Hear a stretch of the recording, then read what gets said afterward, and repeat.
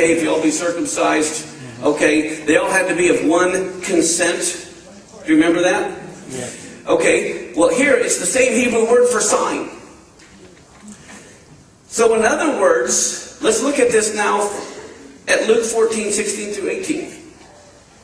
It says, then he said he unto him, a certain man made a great supper. He bade many, sent his servants at supper time to say to them that were bidden, come, for all things are now ready.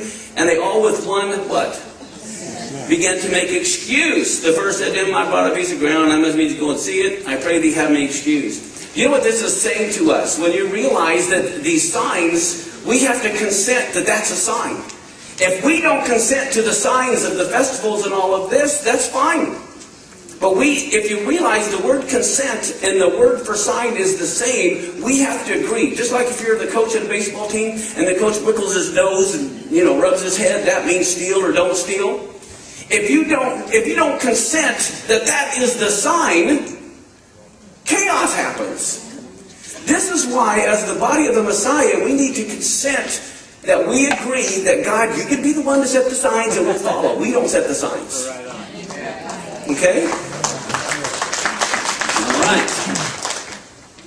Look at this. If you saw this sign, what would you do? Turn around. All right. But here's the amazing thing.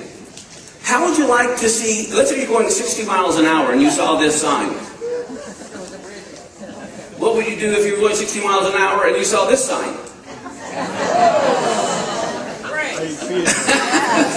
Okay.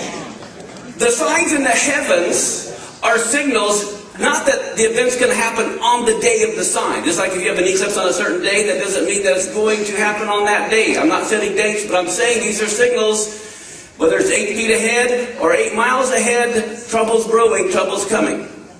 You following me? So these signs in the heavens are basically like God's signals saying, slow down, listen to my words, look at what I'm trying to say, I'm trying to communicate to you, trouble's ahead. Does that make sense? Yeah. Let me go ahead and go. Here's an example. If you saw this sign, what would you do? It is time to run. Danger. Bull ahead. If you're not following this sign, if you don't pay attention to this sign, this is going to be the result. Okay.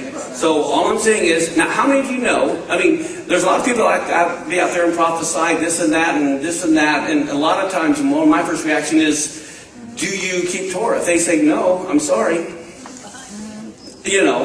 But here's the thing.